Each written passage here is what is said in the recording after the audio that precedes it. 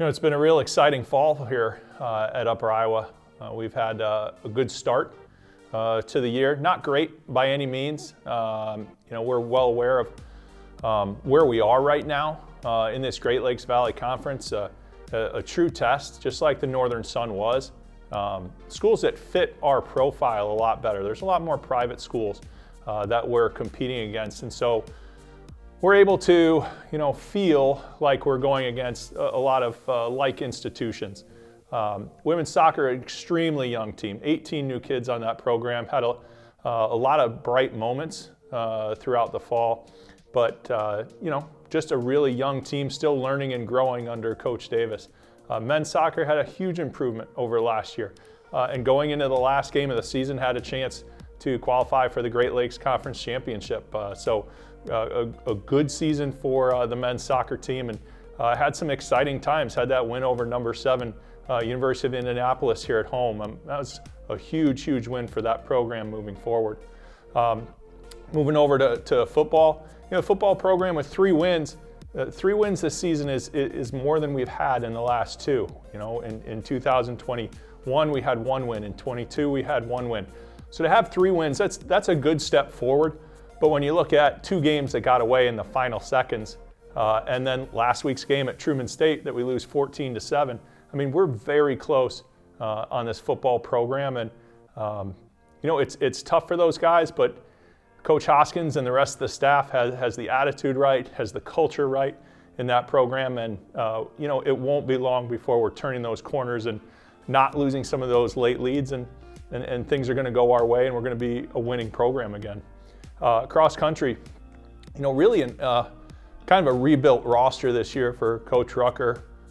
Had some late things in the summer, kind of hurt that roster. Was able to put together a team and went out and beat 2 teams at the Great Lakes Conference Championships. So we look for that to continue to build. And then volleyball, our volleyball program is probably the pride of our fall sports.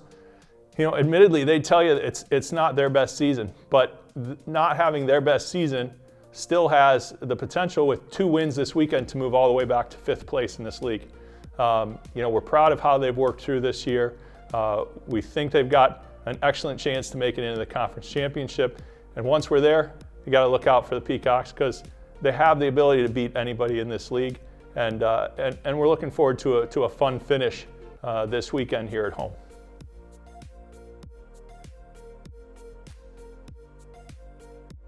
Yeah, this summer we had the opportunity to start some very small renovations and changes, but fans that have been able to come to Dorman Gym so far to watch volleyball, the upcoming basketball games, just some slight changes where we got the opportunity to repaint the lanes, refinish the floor.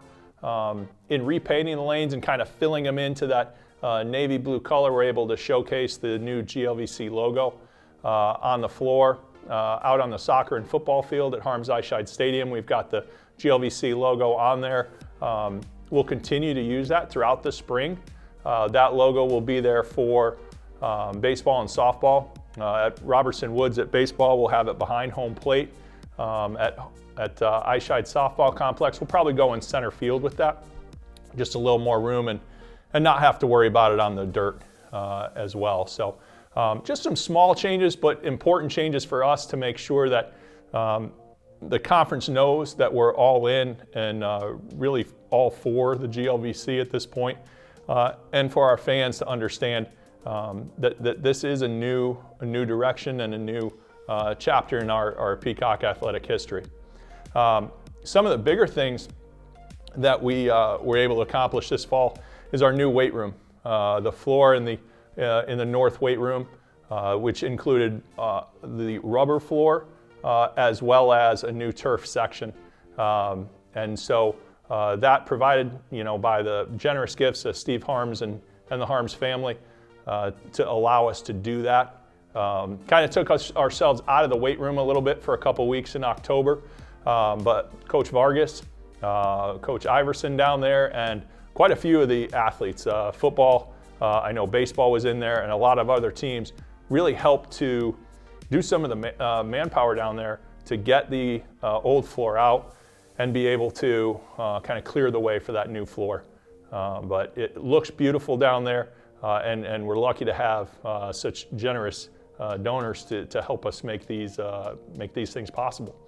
As we move forward, one of the biggest things that we're trying to do now as an athletic department is to provide each of our programs with a home base. Right now, we do have some teams that don't have a locker room, don't have a place to call home, and we want to change that. We want to make sure that everybody has a space, whether it be a locker room, whether it be a practice space that is all theirs, that they can claim as theirs and have as a refuge between classes, practices, and a place to just hang out.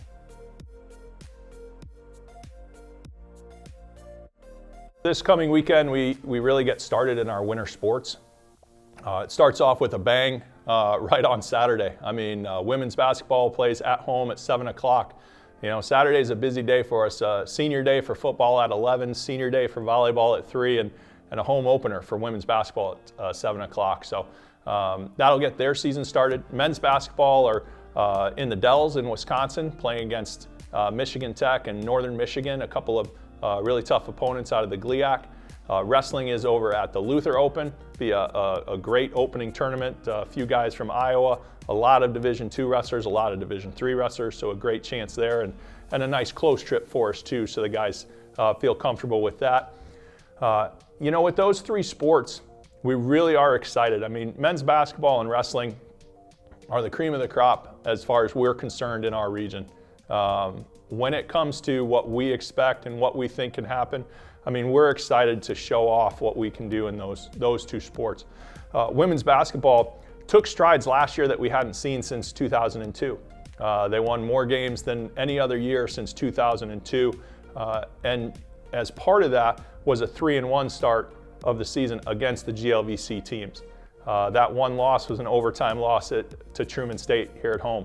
So that team's excited to get into the Great Lakes Valley Conference and get some games going there where they feel comfortable. They've had success in the last year or so, and Coach Moss really has some upward trajectory going for that program. And then to kind of wrap up the winter, we've still got 3 other sports to come in the winter, and that's women's wrestling, who has a few young ladies that will be going out to some open events. They'll be wrestling unattached to not burn a year of eligibility as we get ready for that first season next year. We'll have a few young ladies out there competing. And then the indoor track team as well. So the women's indoor track team will get going. I think their first competition's in January. Coach Rucker's got a good group there, a couple of women's soccer players that are also on the indoor track team. And we look for good things from them. So not to say that we're rushing into the winter, but the winter's an exciting time to put everybody in Dorman when we're talking about those basketball and wrestling contests, and the support we get for our winter sports is great, and will continue to grow as we find more and more success this year.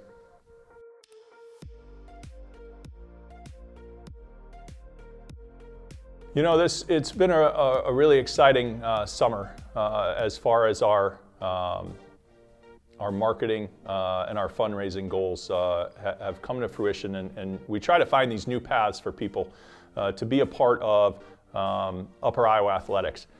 And so what we've decided, what we've been pushing towards, is to have these clubs. The Peacock Wrestling Mat Club is probably our oldest club. We're talking right now with Coach Grimm and Coach Roths about just some small revamps to that mat club, but it's a very strong program that provides really necessary funding for that program. This summer, our women's soccer program started the Feathers Forever program, which was based in alumni and has been going well. And the Hot Dog Club for the UIU baseball, which is open to just alums, has just taken off. Over 200 members in the Hot Dog Club, great support by those alums. We started a Gridiron Club for the football program earlier this season. That program is actually open to all. So not just alums, but to anyone, family, friends, alums, friends of the program, anything like that. If you want to be a part of this football program, that's a way to give in the Gridiron Club. We are adding next week, actually, along with our Peacock Power 24-hour challenge day. We're going to be adding 2 more clubs in the basketball teams. Both the men's and women's basketball teams will be starting clubs those days as well. And it really is a collection place for all of those donors and their generous funds to go, and then using that club to help with extra gear, help with practice and training, help with preseason or travel meals, or things that the normal budget doesn't cover. Speaking of the Peacock Power 24-hour challenge, that's going to be next Wednesday, November 15th. It'll run all day. All of our sport teams, as well as strength and conditioning, athletic training, and student athlete development, will have pages and fundraising goals that they want to achieve. And I'd encourage all Peacock fans to really rally that day and pick what you want to support. The options will be there. There'll be 17 or 18 different options based on those sports and the 3 other side ventures too. But they're all things that our programs need to reach the next level. I mean, we pay the bills for getting them to where they need to be to play those games, for the officiating, but those funds, like every other business, run out. And so to do the extras, to provide these student athletes with a great student athlete experience here at Upper Iowa, that's where our donors come in, and we need them to be part of the solution to how we get to the next level here.